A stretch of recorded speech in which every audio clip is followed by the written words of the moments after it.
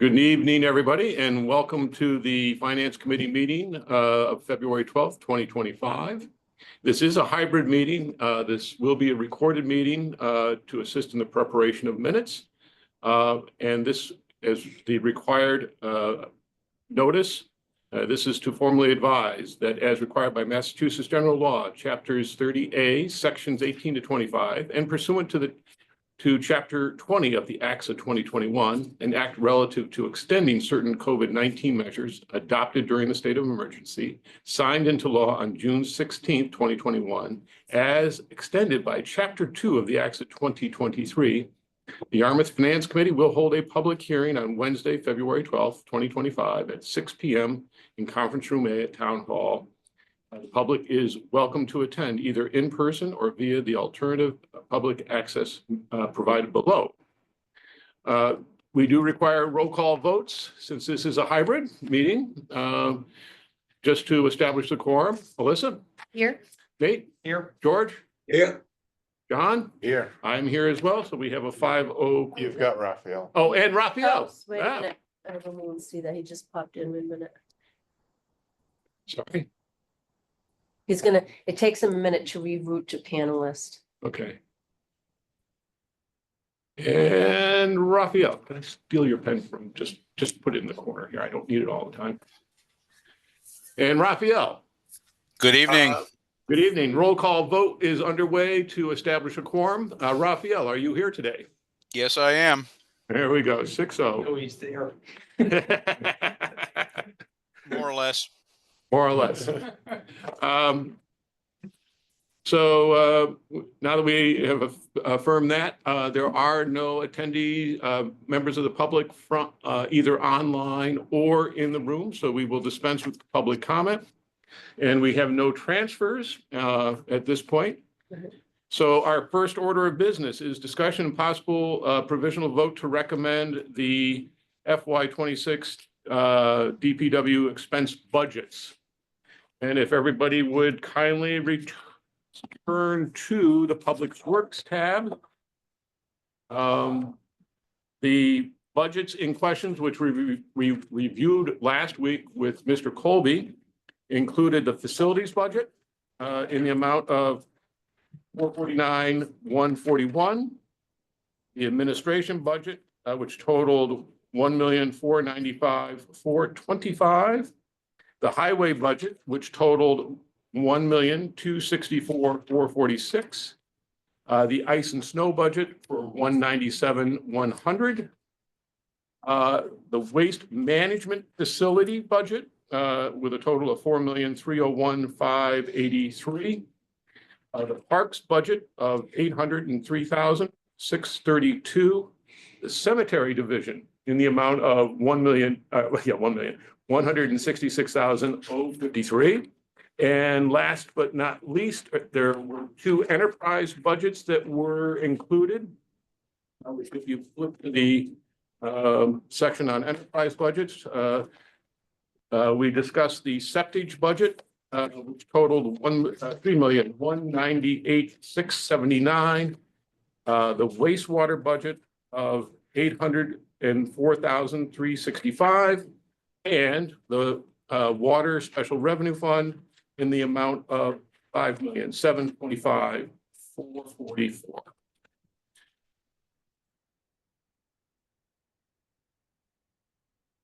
So the question I have, do I hear a motion to for the provisional recommendation to recommend these to town meeting? I'll make a motion. Nate? Do I hear a second? Second. John? Discussion. Does anybody want to offer any comments, concerns? Hearing none. Yep. Just my only concern from last week, and I know we spoke about some possible avenues, but the overtime budget in the DPW Public Works Department, it does seem quite low. So I just wanted to put that out there as a concern. I know it's the level funded budget, but just wanted to note that. Okay. Any other concerns? I think Tim? Jennifer. Yeah, no, I just want to address that a little Yeah. bit more is, yeah, that the overtime is low, but one thing is when we go to town meeting, and I've been talking about this a little bit, we vote. So we can't overspend the way we vote at town meeting, right? So when it goes into the warrant, you have maybe salaries and then expenses. So all these are combined, so you can't overexpend all of it combined. And so in Yarmouth has a unique opportunity where we can move money around, when we do the transfers, and usually don't have that. But since we voted that way, DPW, the reason why we don't increase the overtime budget is because the reason why they tap into overtime is because they have excess in their regular salaries, because usually somebody, is an open position, so they bring somebody back on overtime. So we're not gonna add more to the overtime while we have open positions. If we had a full staff, you're not tapping into overtime as much. And then it depends on what's going on. But because we never really have to fund that because the salary line isn't expended fully. So that's why I just wanted to alleviate your concern. It's really like a management issue on how we deal with the salaries. So thanks for the explanation. Yeah, no worries. The other one I'll be curious about Yes, Nick. is how bad snow's gonna hit us. We did speak briefly with Mr. Colby about that. Even though the amounts of snow have been relatively modest, I mean, you think that it's inches that make the difference? No, it's the number of the times you have to send the Yeah, people out to salt and that's what I move mean. even I a mean, little bit it's, around. yeah. And we're using outside contractors Yep. now, which I don't know whether there's a retainer fee or not. There's all sorts of, again, in the past, that has been historically a challenge to Yeah, get plow drivers. Yeah. I know that many of the town employees have been trained up yeah, so that even, so I think he also said that they've been fortunate to have be able to tap into our pool of regular employees who have gotten the additional training so that they can help with that as well, which I think was a very smart move. last year was a heck of a jump for not a lot of snow. And again, this is, snow and ice is also a special category from an expenditure standpoint, by states.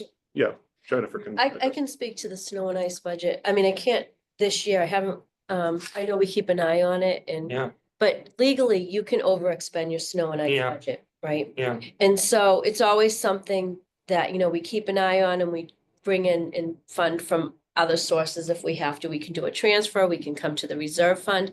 But a lot of times it's hard, like I can come in and tell you, oh, this is what we've expended, Yeah. but the bills haven't come through with what Yeah. happened over the weekend, right? I'm sure we're over already anyways. yeah, Yeah, and we have the reserve fund, which we actually haven't tapped into in a while, and that's Long. like $100,000. And then we have other avenues, and then if you have to, you can raise it on your recap. So Yeah. legislatively, they let us raise the money in a lot of different ways. Because, there's nothing, we're not gonna start like transferring money around, and then you have a snowstorm next weekend, but you're right, it is something to like look at. I mean, salt's getting more expensive, but we try to, buy salt in advance, so we're not like running out and getting salt like in the middle of the, in the winter and, yeah, but I just, that is a special category. but that doesn't come, that wouldn't be an override, right? No, I'm sorry. So, okay, What another way to fund it is we always have an article at town meeting to see if like a budget is short. And so we would probably put, if it was really overexpended, we could put free cash to that. yeah, And the other thing I want to point out, when you budget for this, we always, like last year, I don't think we even needed to transfer money in, right? Yeah. So you can't really gauge, what you're gonna spend. who knows how Well- much it's gonna snow? But we always budget, relatively low, because if you say, we say, you know what, we're gonna put a lot more money into this budget. Legislatively, you can't reduce that budget. Yeah. So once you've voted that budget, it can only go up from there year after year. So we always are super conservative.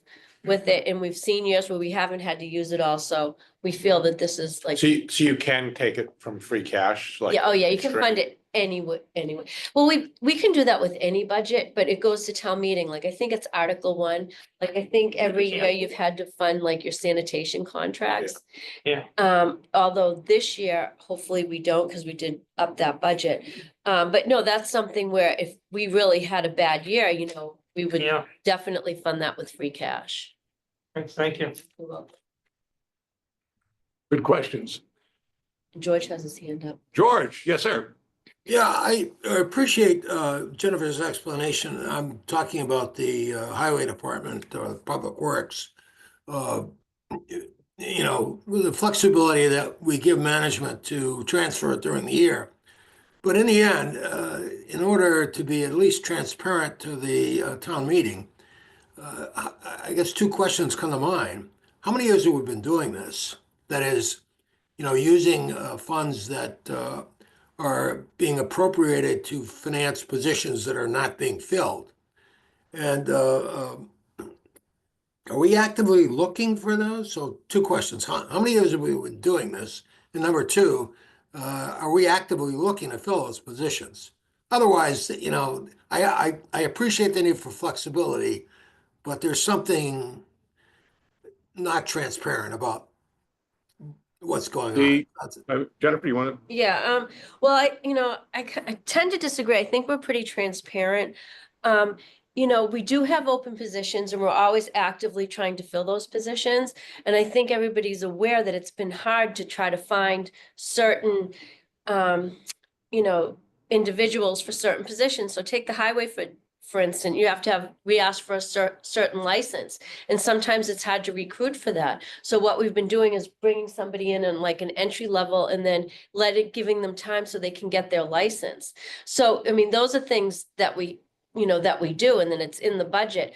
The reason why, if it's been a while where we can't find somebody, we haven't taken them out of the budget, because if we take them out of the budget, we're never gonna get them back in again. That position. So we always we're pretty transparent about what positions are in the budget. Now with overtime, I mean, it happens in the fire department, right? So you have a line item for salaries, and then you have a line item for overtime. It's in here, it's posted on the website, how we're budgeting it. But what happens is, we're down firefighters. I think everybody knows that. So then your overtime would probably go up. So you tap into your overtime, and you can see that with the reports. You see it on our annual audited financial statements. And when we do any transfer, it always comes to the department head signs off on it. I sign off on it. Bob signs off on it. The finance committee actually votes it. And then the select board chair signs off on it. So we're pretty transparent with that process, but it has been hard to, retain and recruit. There's been a lot of discussion at the select board level regarding that. The article that we had in last fall, especially with public safety, trying to do that. So, that's really, where we're at with that. And then in your overtime, you will overexpend your overtime. If we have an open position, we need to bring people in, but we're tracking the expenses that are published in our audit report. And it has been a chronic problem though. And again, police and fire leading the way.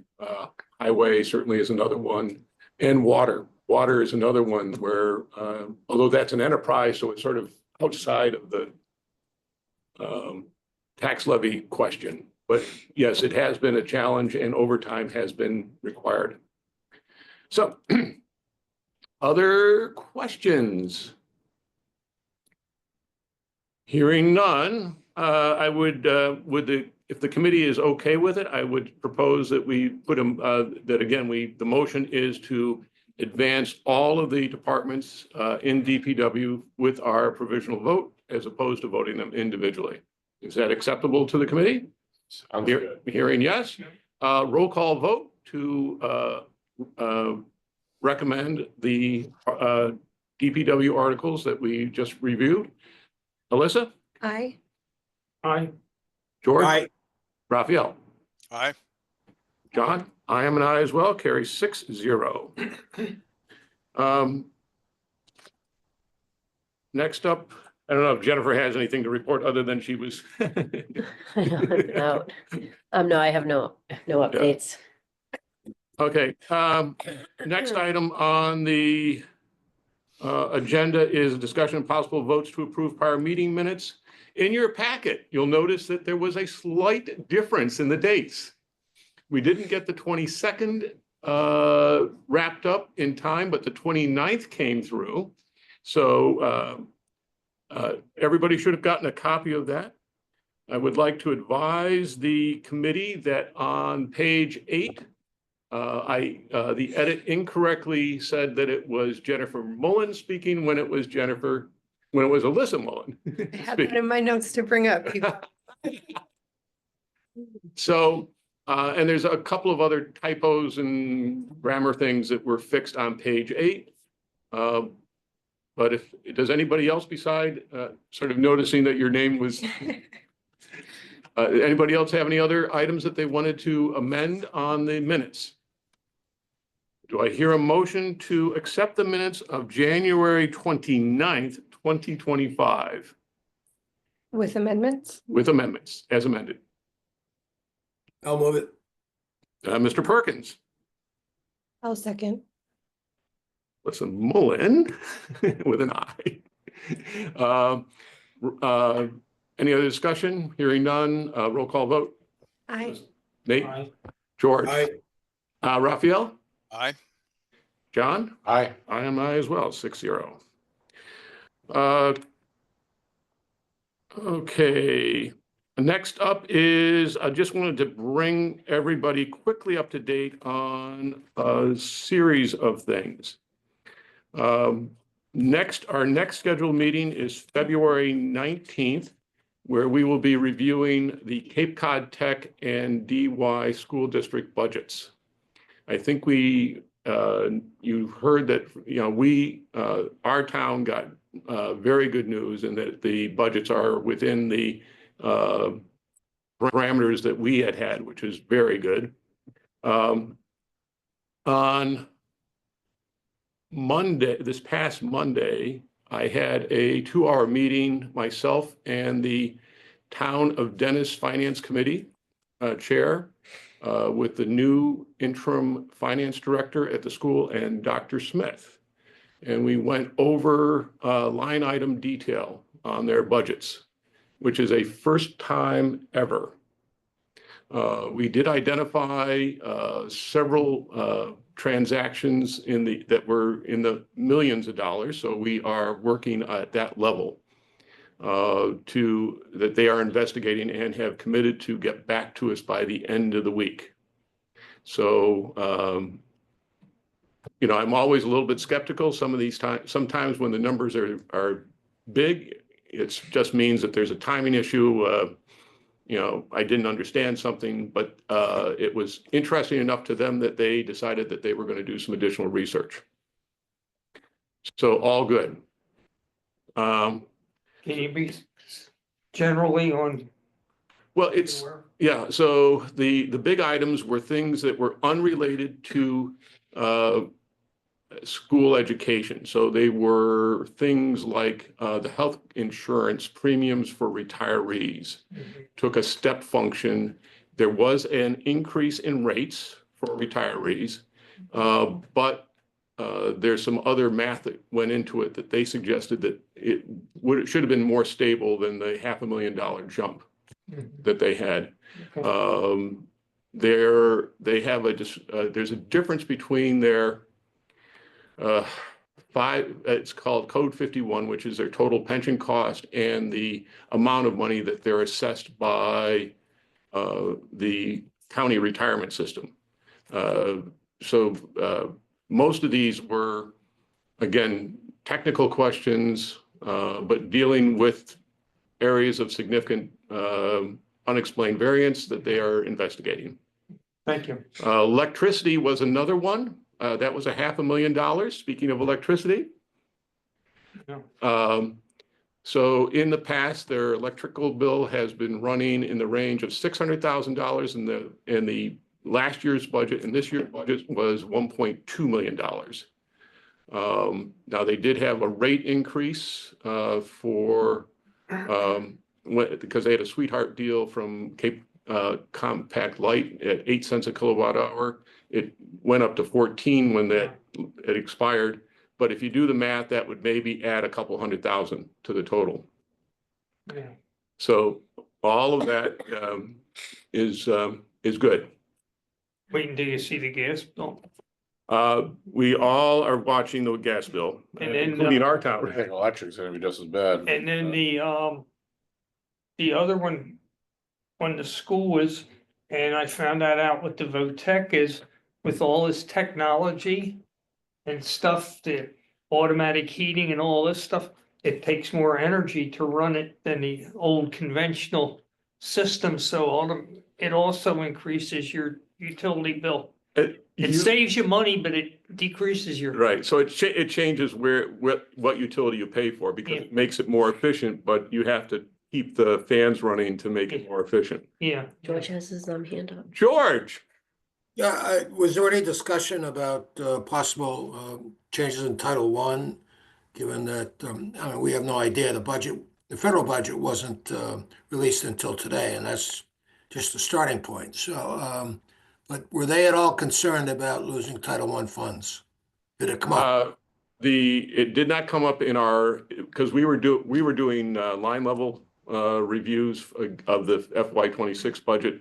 The school committee at the last school committee meeting did actually voice that as a concern. But it's, again, at this point, too early to tell. Yeah, And I guess the good news in a bigger scheme is our state is, well, we do get that money. It's a relatively modest piece of the total that we Right. receive. right. Okay, good.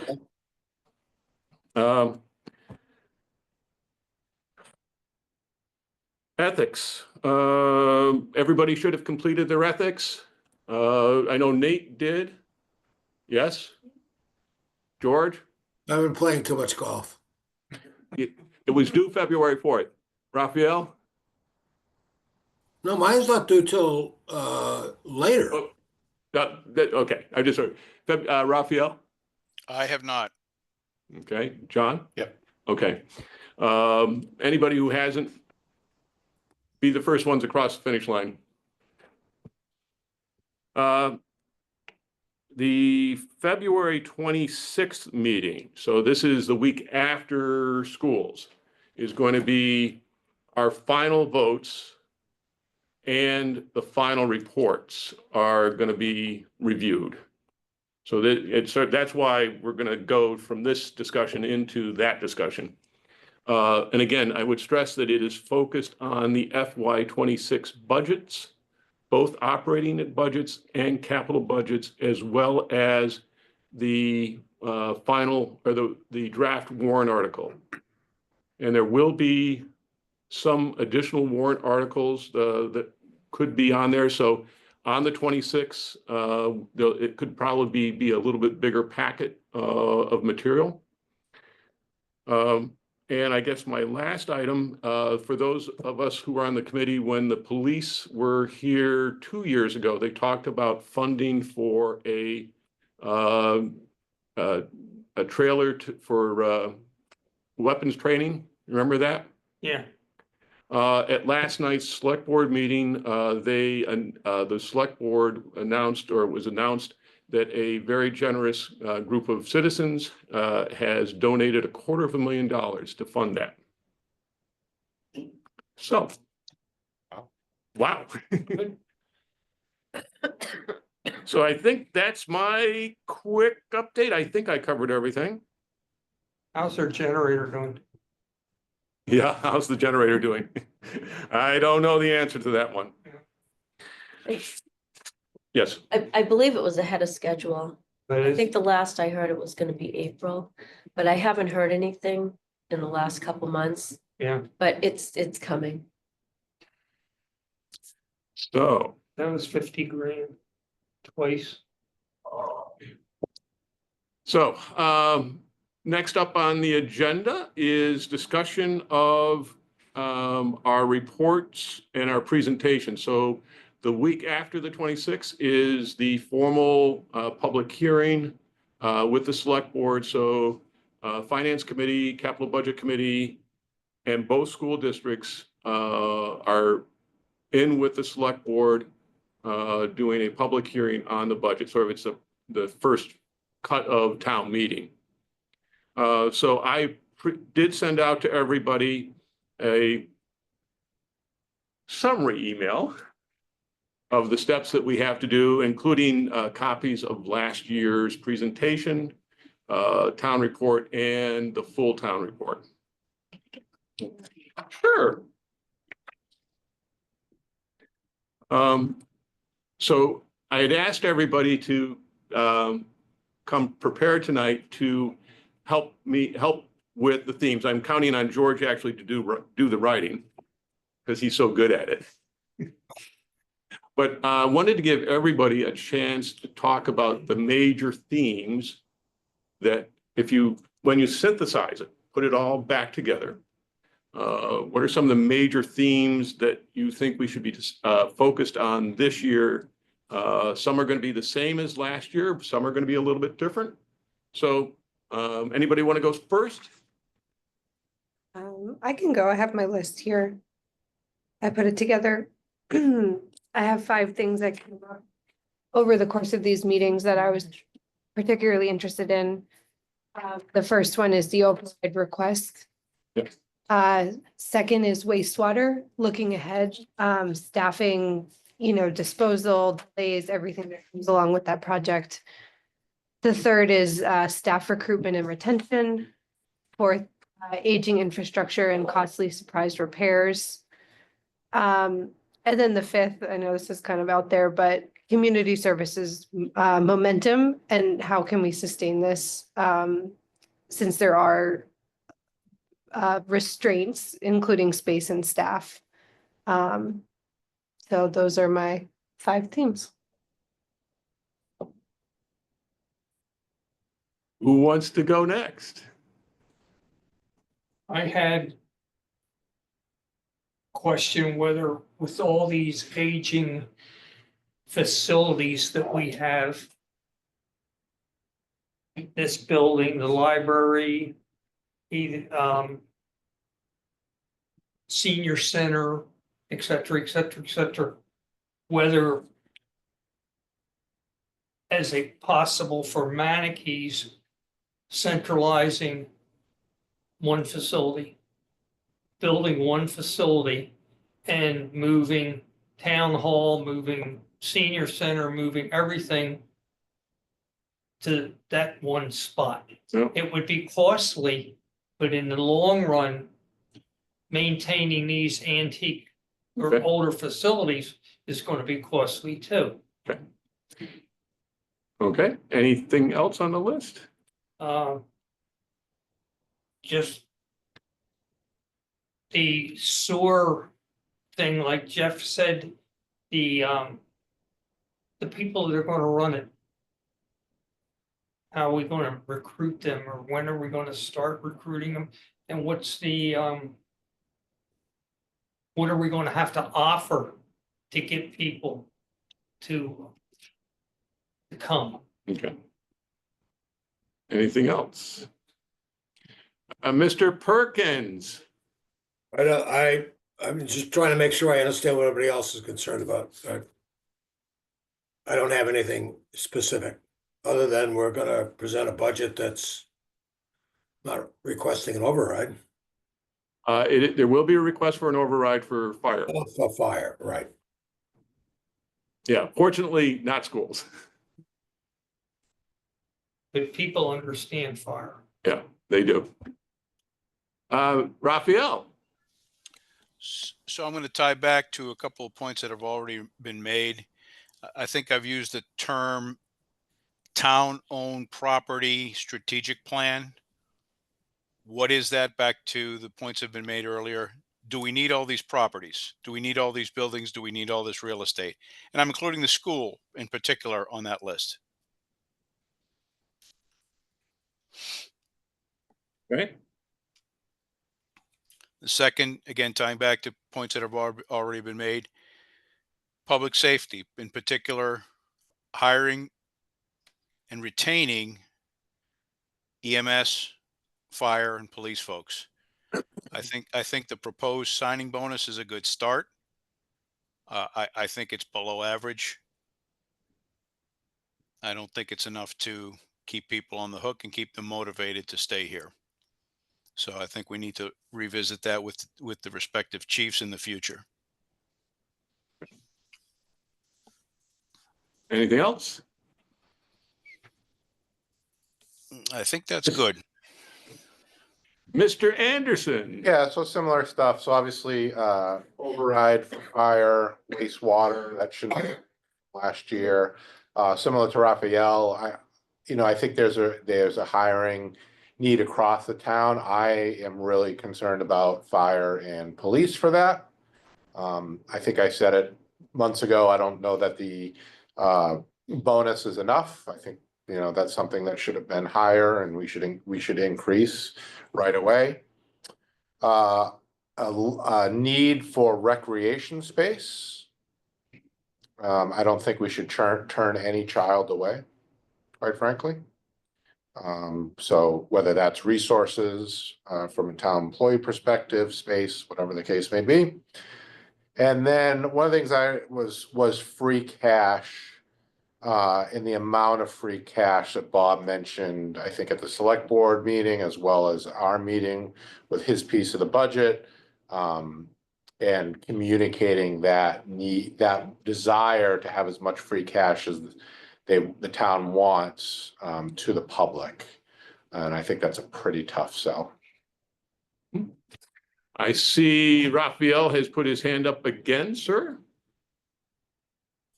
Thank you. I did have a third point to actually tie back to a couple of Nate's comments, but also back to Jeff's presentation last week. If I think the first path should be for this wastewater treatment facility, for it to be staffed and operated from an outsourced perspective, from a third party, from a contract perspective. Wasting brain power, time, and money trying to recruit individual operators, technicians, etc. I think that should be plan B or a transition plan to get this thing up and running. I think somebody needs to take a I realize we have a designated director or manager already. He or she needs to look at staffing, truck rolls, and a complete operational big picture of what's involved, who and how many are involved in operating this thing on a daily basis and after hours. Those are my 3 points. Thank you.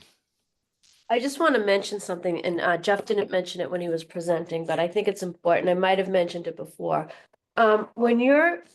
So we have a borrowing authorization for 207 million, and when a municipality needs money, they go out to the market and they borrow. This one, we're borrowing from the Clean Water Trust, and we issue tax exempt bonds. And so since they're tax exempt, we have to be very careful, and we're looking at this.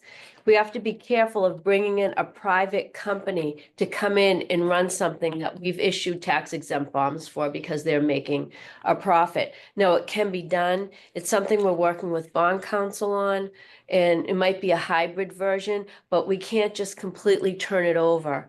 There's some restrictions. It's a methodology, and there's a calculation. So I just wanted to let everybody know that, because this is a reoccurring theme. And so it's not as easy as just, we're going to hire a firm. There's a lot of hoops we have to jump through because we are issuing tax exempt bonds, but we are looking at that, and we've had discussions about that. Thank you, everybody. My list, not surprisingly, was very similar to everybody else's. Certainly, from a discussion with the public, the override, anytime there's an override, you have to be really clear about what you're doing and why. I ran the calculator, and again, Jennifer's going to run the calculator better than I am, but it looks like it's going to be about 6 cents, a 6 cents increase. So that would be $6 per $100,000 of valuation. So again, relatively modest for for the benefit that's going to be achieved. Certainly, wastewater and more broadly, just the significant number of large-scale projects that we have underway.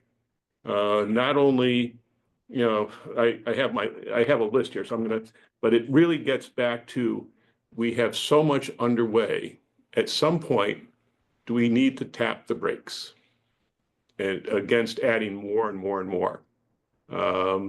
So that's a philosophical question. Schools, and I've been doing the deep dive on schools, as everybody knows. Schools are between 61 to 65% of the general levy, and I'm excluding the tax exempt portion. Based on everything that I've learned and working with the schools, we potentially are going to be facing increased volatility in that number. We run, as I phrase it myself, we won the trifecta lottery this year. The state aid went up, our contribution, the Cape Cod Tech enrollment went down, and we had a shift in one of the formulas that benefited Yarmouth more than Dennis, but the formulas go giveth and taketh. So schools, in my mind, is another in the volatility, potential volatility, scale and volatility is an issue. Can I just ask a question about that? Is that a yearly change? Yes. Based on the last 5 years. No, this is the formulas. Oh, okay. There's another layer of this that historically we've focused on just the assessment differentials, Yeah. but everything below that is also changing, and is changing quite a bit. Okay. The underlying economics there is the school budgets are growing at a compounded rate of over 4% versus the tax levy of 2.5%. State aid has bailed us out. The new School Opportunity Act has been very favorable to the district. And if I also contrast and compare us with other districts, which are, I don't know how they're going to do it. That's all I'm going to say. I just don't know how they're going to do it. So schools is a big one. The EMT we've already talked about is another big one. So, George, and I'm sorry I didn't send it. Can you forward that to Raphael? The one pager I sent you? I don't know that I've got it right with me here. It's an email. Okay, give me a few minutes and see if I can find it. When did you send it to me? Last week, right? No, just before I left. Oh, that's why I didn't know what you were talking about. All right,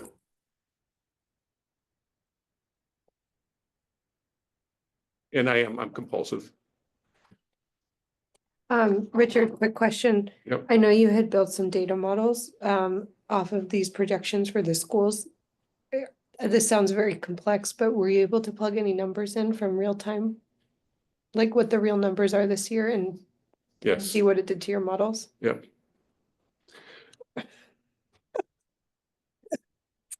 Okay.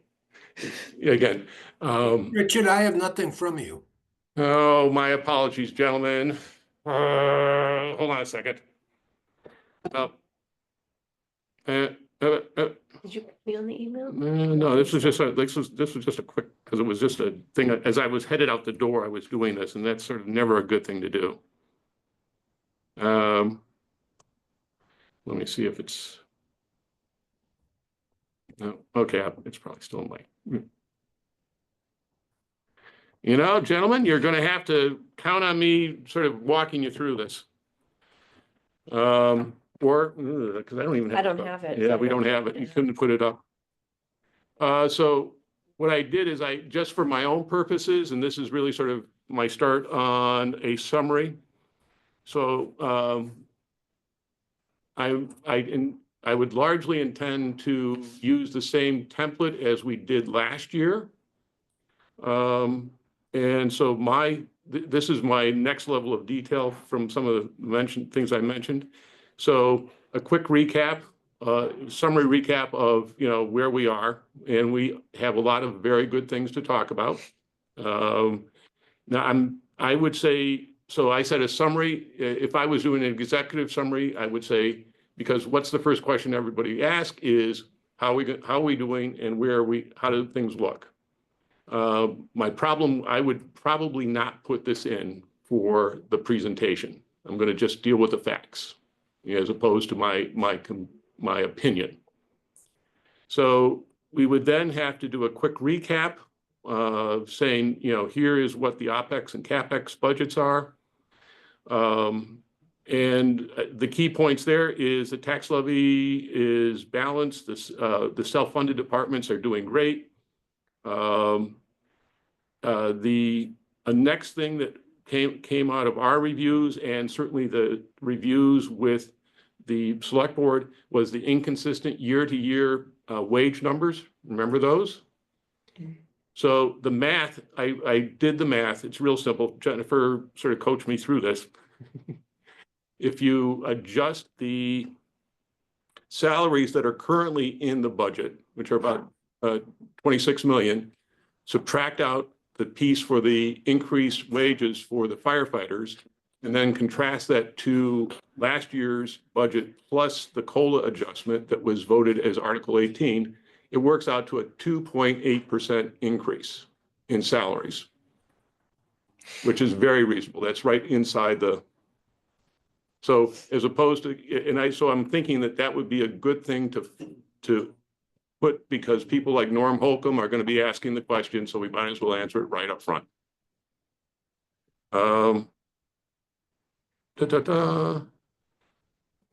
then again, just sort of a little bit more detail. I did pick up on point, and this is, I'm sorry that I don't have this for you guys online, but I would suggest that we do a quick recap of the revenues versus the operating and capital expenditures, basically saying, we run these two different businesses. We run a tax levy business and an enterprise SRF business. And I would make this a place where we potentially put in a placeholder for that discussion of free cash. Why it's important to have free cash, building on what Bob and Jennifer have helped us better understand, that you build your free cash in free time, in good times, and they're available for stability in lean times. Jennifer, quick question on the free cash. Do you know what percentage of the budget the free cash is right now? No. So it's been, recent free cash experience has been 12, 14, and 9, but those are all record levels. Not Free cash only goes for a year, right? Yes. Although we have been not spending it all. In previous years, when our free cash was around 5 million, we were spending everything. Now we're not. But what we don't spend, where do we put it? Stabilization. Okay. Or not, where's it go? All right, let me just, I'm trying to, I don't quite understand some of this, but, so the free cash is your surplus that gets certified every year, Yeah. right? So your actuals over your estimated and your budget turnbacks, that's basically where free cash comes from. We certify it. We try to spend like around 3.5, 4 million on the capital budget. We transfer some into stabilization for pre-funding. And then there's some that and then we fund our OPEB from that. And so the money that we leave on the table that gets rolled over is it just doesn't go anywhere. So it becomes part of next year's certified free Goes in the cash. kitty for next year. Well, it just stays there and then it becomes part of next year's free cash. So, again, the idea is that, make the point. It's worthwhile to do. A little bit of since schools is such a big piece of it, potentially do a little bit bigger dive into how we were able to this year stay without a override. Can I just make a suggestion? Sure. When you're analyzing, it's tax levy versus enterprise, just not, I mean, we get more revenue than tax levy supporting the operating budget. We get money from estimated receipts, we Right. get money from state aid, and then we're transferring other money in. So the tax levy isn't 100% of the budget. Right, Okay, right. Yeah, so so I think the other part of it is a lot of the local receipts are tied to specific departments. So for example, septic. yeah, Yeah. but not all, of But them. not 100%. I mean, you might have, no, septage is an enterprise fund. Or So not you have, septic, you have so- sanitation, but that's just, those are anomalies in the, in the estimated receipts because you have short-term, you know, you have your hotel motel tax. A big part of it is your motor vehicle Motor vehicle. excise tax, you have investment income, and those aren't allocated to each department. Right. So I just want to mention that. Right. You know, DPW will come in and say, oh, yeah, well, we bring in 14, and they do, right? And, you know, sanitation brings in this, and, you know, not every department is fully funded. We don't, you know, Oh. generate enough money in marriage certificates to fund the town clerk's office. So this, so, you know, and it's never gonna happen. So what I'm saying is it's great that, you know, they're up on their fees and it's self-supporting, but it's not accounted for that way at all. It's, you know, other estimated receipts and we don't like, and if you look at our financial statements, they're not allocated to like, you don't have a percentage of motor vehicle excise going to the town clerk's office or the town administrator's office. You know, it all goes into the general fund, and we do want to make sure when we set fees that we're trying to recap as much as we can with operations, but it's not accounted for that way. So I just want to mention that Oh, yeah. because the tax levy isn't 100% of the budget. Right. So I think, and that would be, so see right away, see my outline is, I'm doing exactly what we need to do, which is, because I think that's another good point, that it's not like it's allocated, certainly the golf and the enterprises and things like the sanitation, which is pretty much operating like it's a business. And even in building inspections, I mean, last time I looked, I mean, they're generating enough fees to offset about 80% of what they spend. So it's like, those are all, but and everything else falls under that. EMT, again, support for the override. I think that's the biggest thing, support for the override. And that would probably be closer to the front of any presentation. And then again, my recap of the infrastructure projects that are underway. So those are some of my initial thoughts.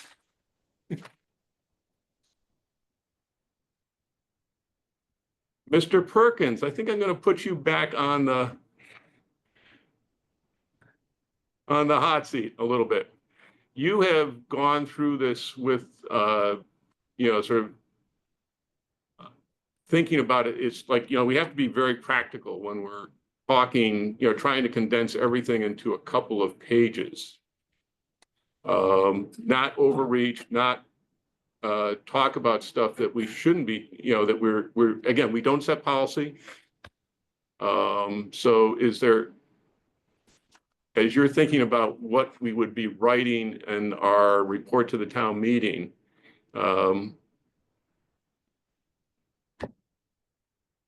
your thoughts on just my blah, blah, blah that I just rattled off?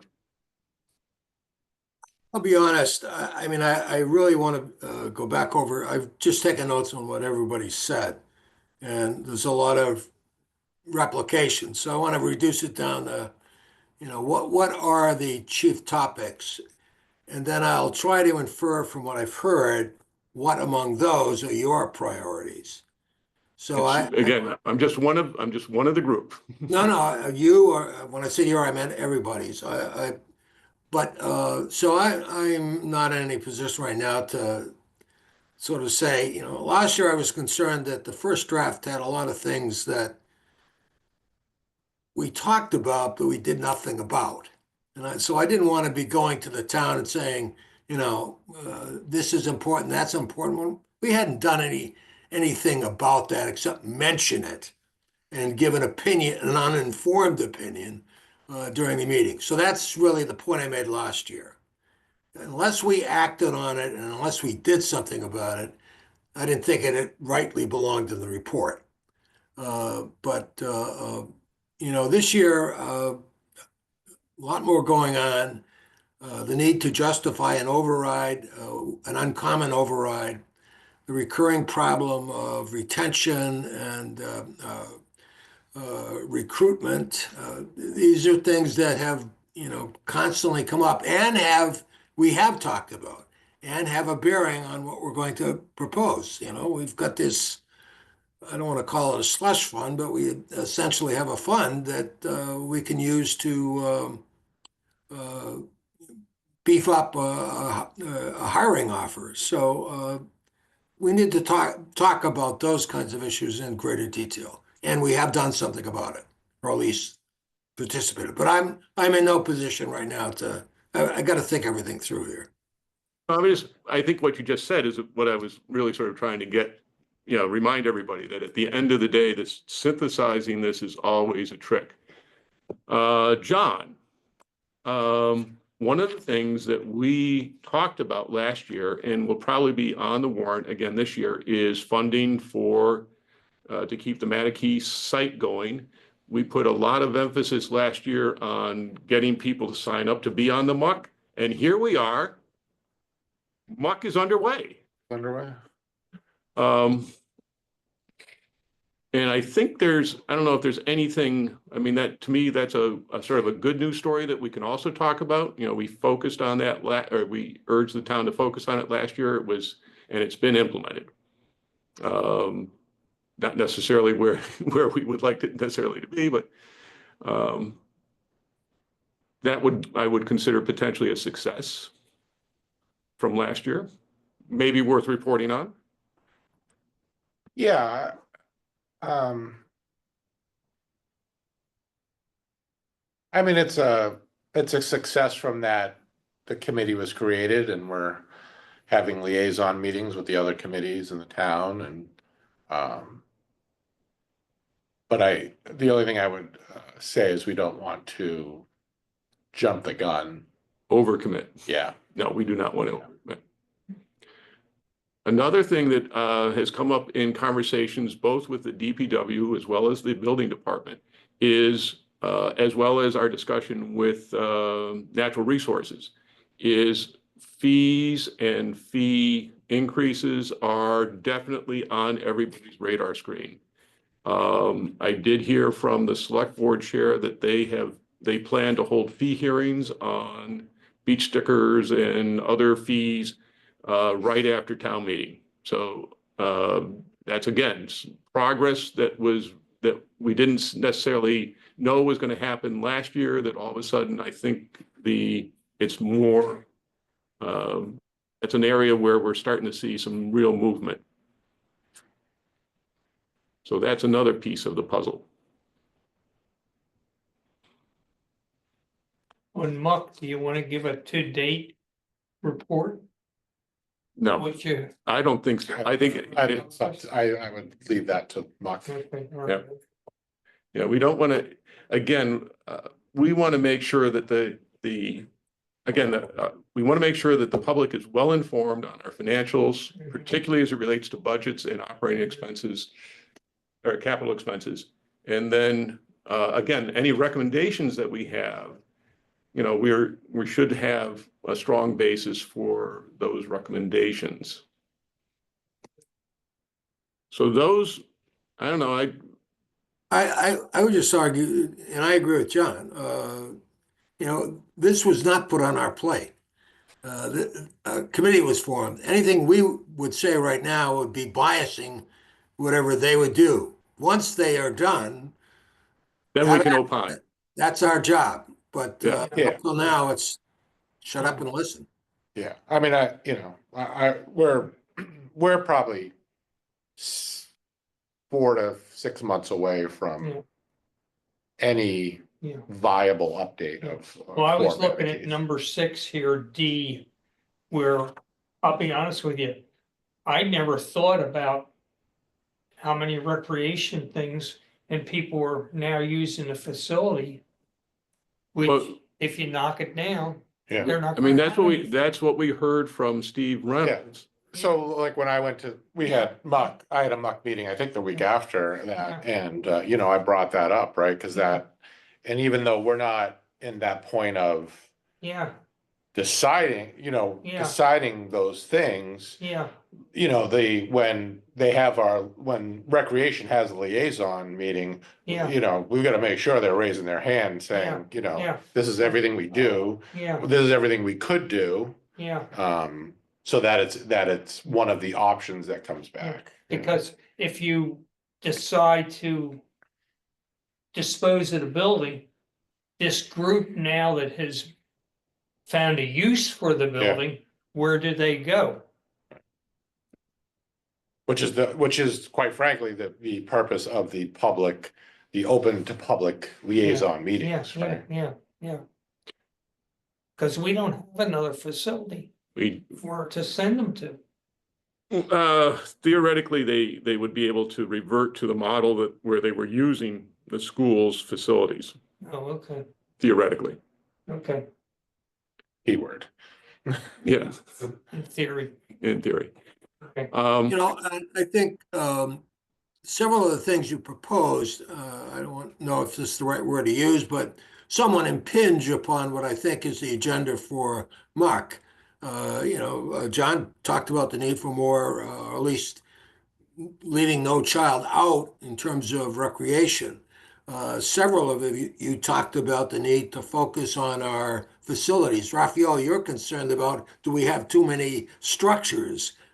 So all of those are kinds of things that are impinging upon what Muck is going to be talking about. But we're not offering solutions. We're just saying, you know, these are things we're thinking about. If that turns out to be something they're thinking about, that just encourages further discussion or further focus on that issue or problem. Mm-hmm. Mhm. So I think we have more meat than we do. We have more meat on the bone than we have time to talk about, or at least present in a short. We're gonna have there's gonna be a lot of this stuff that's going to be on the cutting room floor. Is really what that boils down to, I think. I mean, if you limit it to 2 pages, you're gonna have to use smaller type. Well, again, that's you know, again, the 2-page limit is a discipline, Self-imposed. Yeah, self-imposed discipline. yeah, The essence of strategy is denial. What you don't, you know, you have to pick and choose what you put in to make sure that you focus on the most important things. and you don't lose the interest of the reciprocant. Right. Now we can, you know, for the full report, and again, a lot of the, as you notice, a lot of the reports, there's a significant amount of boilerplate that we do have to put into those reports. I mean, for example, the presentation to the select board, I mean, you have to start off with the boundaries. You know, this is what we do, this is what we don't do. And then you dig into the numbers a little bit. Speaking of boilers, I do think we have a good case study and it kind of hits on a bunch of different points here, but the library, the West Yarmouth Library is really going to resonate with the town because we felt the impacts of what happens with. Very fast. Sure. Yeah.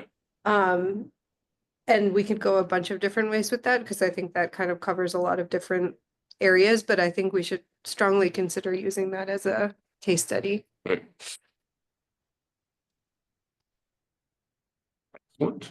Can I ask that everybody that had notes for what they talked about, if those are easy to just send to me? Hopefully you've already digitized them, but if you haven't, you could just make a list of what you talked about and send that to me. That would help. Sure. And I apologize for not having digital notes in advance, but I was like dashing and sending and doing as I was walking out the door. Are there other things, other matters that we want to talk about? I mean, I did allow extra time in this session so that we could, so that we're not short circuiting this. But on the other, Yes, Raphael?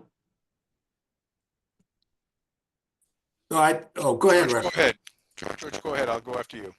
All right, last time I mentioned to Richard that there was a group in Falmouth, and I don't know who they are, but they are proposing that each of the towns try to put political pressure on their representation in the general court regarding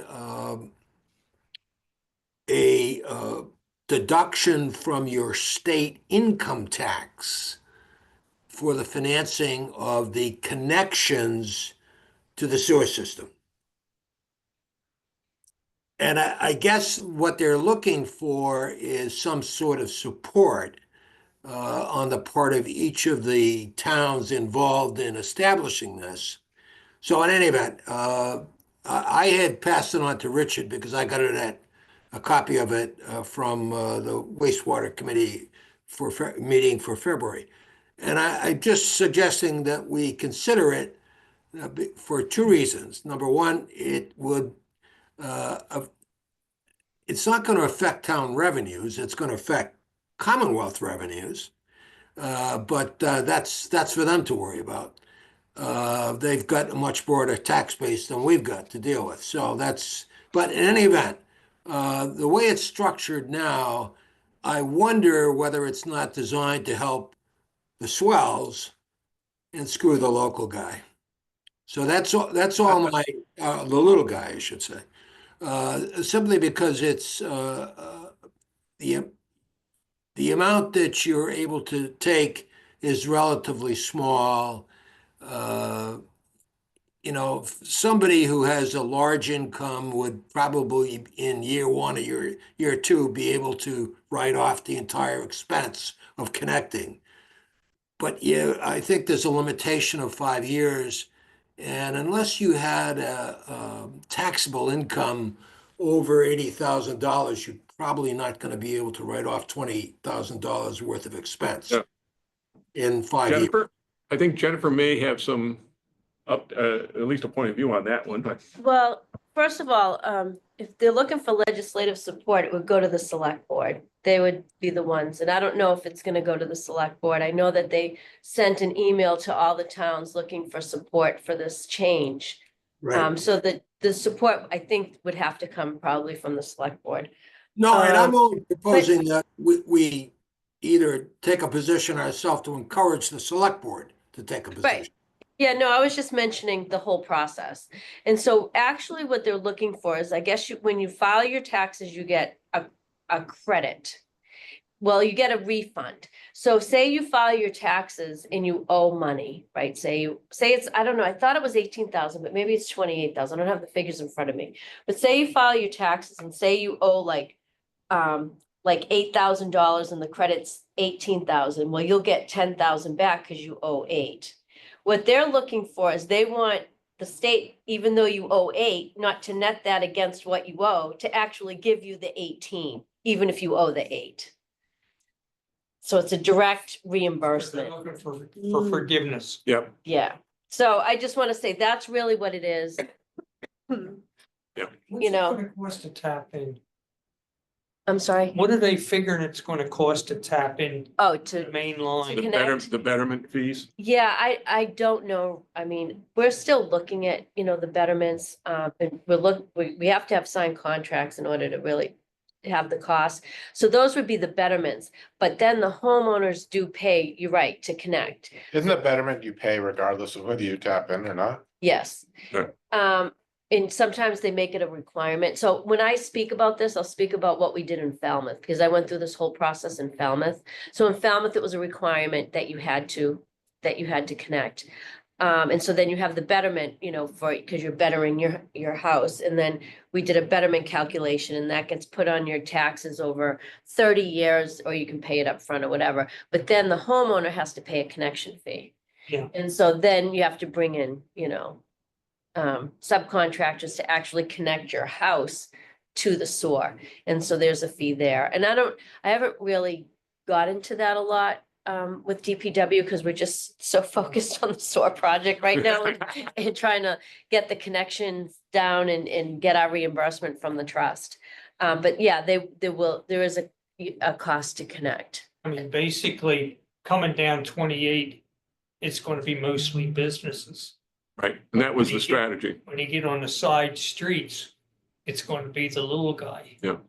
Right, and there's always a cost to connect. I mean, I know a number of years ago what it was, and the town, Falmouth did it differently. Yeah.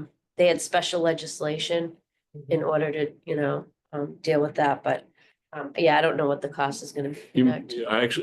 I do recall, and if the committee is interested, I could probably dig it out. But as part of the presentation that was included at one of the town meetings, that was actually estimated. So there were some calculations that were provided at that town meeting. So if you'd be interested in me finding that for you, I would be glad to, or, It's just an open question. Yeah. I mean, It's gonna triple by the time you can do it. I'll probably be long gone before. Hey, Raphael, you had your hand up, but you put it down. So is this a good time, now that we're on the topic, to discuss the project change orders process and what the total amount is to date? I can talk.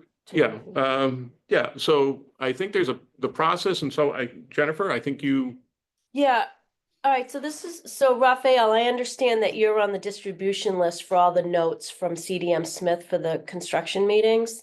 So what I would do is if you have specific questions about those notes and those numbers, I would attend the construction meeting since you're on the distribution list, and I would ask those questions there. Because they're hefty notes, there's a lot going on, it's a $207 million project. So what I will say generally about change orders and how a change order makes its way through to get approved. So usually every week or every other week, and I'm gonna talk generally, on a construction project, you have your general contractor meeting with your engineer, and then you have a representative, from the department, so DPW would be there. And they go over, potential issues in the construction, and they get everybody together so they can make decisions, so they can move the construction project along. That's just generally how it goes. During those talks, you might have a general contractor say, oh, well, we have a change order to the contract because we ran into this and we think we're owed this. And it comes up as a PCO, which is a proposed change order. And so what happens is, and even, let me back up, even before that, they might issue an RFI, which is a request for information. So the contractor will issue an RFI to the engineer and have, questions about, like if it's a design or whatever it is, so I'm talking generally, and then they discuss it. And then they have a proposed change order, and sometimes it's negotiated, sometimes it's rejected. The town will work with the engineer, and then they come up with a change order. And then once they feel that this is what the change order should be, and they have a price to it and they've costed out and all that, the department will sign, the engineer has to sign off on it. The department head has to sign off on it. Then it goes to the town accountant. I sit down with the town accountant. We review the funds that we have because we have contingency. And then it goes to the town administrator. The town administrator signs off on it, but usually knows what it is before it gets to them because we all have conversations. And then once that has happened, it gets sent over to DEP. DEP looks at it, and then it goes to the trust. It only goes to the trust if we're paying on that change order on the certificate of payment. So we have a certificate of payment that comes through, and it has a list of of what they're doing in the SOAR, general conditions, and your schedule of values, right? So when you start a project, the general contractor comes up with a schedule of values of what it's going to cost, and then every month they charge, this is what we did, and that's what they go over at these construction meetings. This is what we did. They submit their monthly certificate of payment, and then once the change order is approved, it gets put on that certificate of payment. Doesn't mean we're going to pay on it right away. We pay, what they do, and that's all managed very tightly in these meetings. And then it goes to accounting, and then we pay it. It goes through several levels of scrutiny, and we've had change orders, but the finance committee, it's not in and I'm just gonna throw it out there, it's not in the finance committee's purview to go over change orders in a contract. I can tell you what the process is. If there's a real concern that comes up, you can always give me a call, but to go over notes and exact change orders and amounts really isn't in the finance committee's purview. The finance committee voted to recommend $207 million for the SOAR project. We are in budget right now. It's something that we look at. We can have Jeff come in and actually update you on the project if you have any specific concerns. But to go over those line items that come up in, a meeting, that haven't even been approved yet, we're getting into a level of detail that just No, isn't that's really not what, that's something not that what, the that's not finance what I'm committee asking. approves. That's not at all what I'm asking. I think you've hit the general ask, and I was asking on behalf of the committee, not myself. I've got $30 million in 2024. I was managing my own $30 million worth of capital projects, so I'm familiar with how change order process works. Some of these, and I have no interest in getting into the notes and the weeds of each individual process. My perspective, my concern is the big nut. What is the current change order? Because it just at a glance in those meeting minutes, I was looking at 1,600,000, 1,800,000 in change orders, and some of those actually do have at the very end town approved. So my question was, who is the town and who's approving them? But you've hit on that. It's an involved process with a good representation of the town addressing it. So if you say we're in budget with the run rate of change orders that Controls. we're in, that's good. We're in Okay, budget. thank you. See, now the VOTEC, when we did the VOTEC, there was a percentage of the 108 million that they said, okay, change orders can't go over this Right. percentage. Do we have a percentage for the, Don't know that answer tonight, probably. So if we have, so when we come up with a budget that's approved with DEP, I mean, DEP approves all this and the trust approves all this. It's all in, we have loan documents, we have to submit a budget and all of that. So there is amount of contingency that we have, and it depends. so what's the contingency, 5%? Well, no, it depends. 10%? It can really depend. I mean, a lot of times, and I'm going to talk generally here, right? So if you have a construction project and and you're rehabbing a building, you might run into more issues when you're rehabbing a building. So you might have 10 to 15% contingency. I think with the wastewater treatment plant, we have 8 because it's a brand new building. And so we felt 8% at that point. And I'm just thinking that's what it is. But overall, it might be 10. It's going to fluctuate depending on certain things. But we always keep, there's so many levels of approval here because we're getting the money from the trust. If we went in with like a 1% contingency, DEP and the trust are going to say, no, I don't think that's going to happen.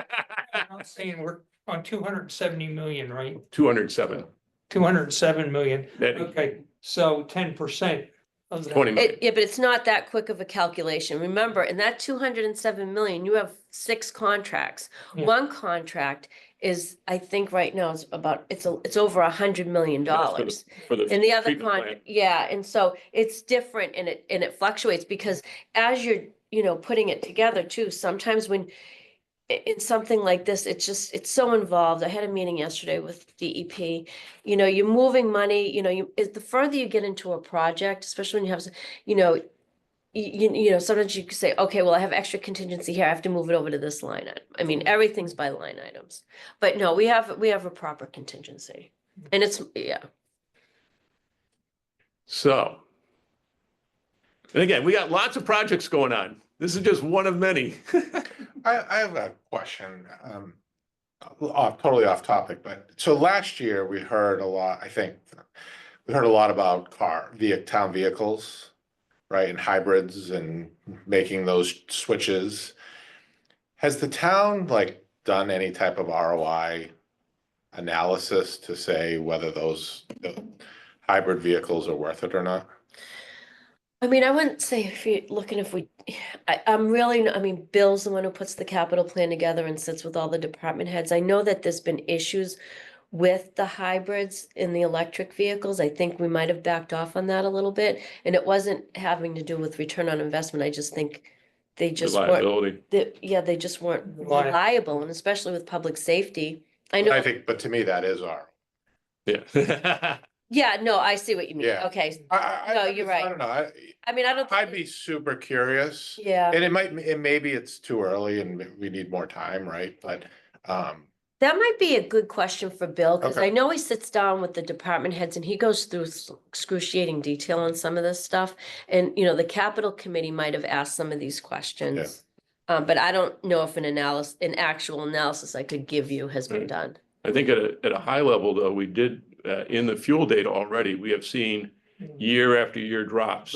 but that's my point, right? That's one piece. One piece, That everyone always floats, right? Yeah, right? And it's, Superficial, yeah. it really is, yeah, yeah. yeah. And we did hear from the chief that their hybrids, vehicles are only hybrid when they're parked. Right, The electric, right. when they're going down the street, the police car going down the street, it's on the gasoline Yeah. engine. When it's sitting there doing something else, then it's on battery.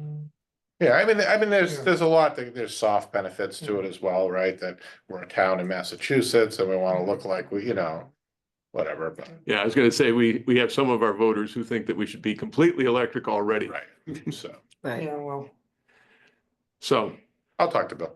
Yeah, no, yeah, you will. so I think we have, I mean, this is exactly what I was hoping to get out of tonight's meeting, is sense of the committee, a chance for us to talk about all these different topics. Anybody else want to extend the conversation? Just a Okay. reminder, send me your notes. Yeah, okay. and also, the only other, I was thinking, remember last year, we had our discussion with the Community Economic Development Committee. And we sort of had that at the very last minute as we were walking into town meeting. Would the committee be interested in having them brief us on their plans for the upcoming year? I mean, it's going to be part of the warrant article. We could do that potentially as early as the 26th. All right? Because 19th is next week. Mhm. Or if, I don't know if anybody else, does anybody really want us to hear from them? I think they might want to talk to us as well, so. Sorry, what is that? It's the economic group. Remember, so this is the, they have a number of projects. In fact, Raphael was really asking some of the questions about, what are you spending these various programs? Right. Some was for marketing programs, which are coordinated through the Chamber of Commerce. And again, you may recall that we appointed Nicole Newcomb to the Capital Budget Committee, and she is also a member of that group. Courtney Butler. I mean, it's a good group of people. I don't know, again, I would be glad to extend an invitation on behalf of the committee if you would like me to. Am I hearing yes, or let's not? No, personally, I would. I mean, I'd like to know, I mean, the description of that line item, as we've brought up and discussed before, is pretty broad / vague. So I'd like to hear it myself. You may recall when we did get into the presentation right before town meeting, there was actually a lot of detail that was Right. provided. So, yeah, I mean, if it's. Just an update. We don't need Yep. to get into, just a general update, and if the budget meets or exceeds our expectations and intentions. Okay. I will see what I can do. I can't guarantee the 26th, but I'll do my best. Anything else? I got one basic question. Sure. What's my deadline? Tomorrow morning. The presentation so we have to have, the draft of the two-pager by, the 26th. So we got 2 Oh, weeks, 2 weeks. March, February. Okay. Not to put any pressure on you, George. Fit it in between all that golfing. I I don't know. know. You know, I've played once since I've been down here. It's terrible. George, you need to do better. It's freezing and raining. You could come back home. And then you'd be freezing and snowing. Yeah, I'm not shoveling snow, I guess. Yeah. Excellent. Again, I appreciate everybody's participation, because this is, again, last year we didn't have this opportunity to just take a deep breath and talk more broadly about what the issues were. So I'm glad that we did this tonight. Are there any other things? Because if there aren't, To adjourn. oh my God, I love this team. I'll second. Okay, give me a second here. I gotta Here, go. Ralph, let Ralph help you. So, All right, so who was so this is 7:45. Who was the first? Me. Anderson. Second? Raphael. We do require a roll call vote. Alyssa? Aye.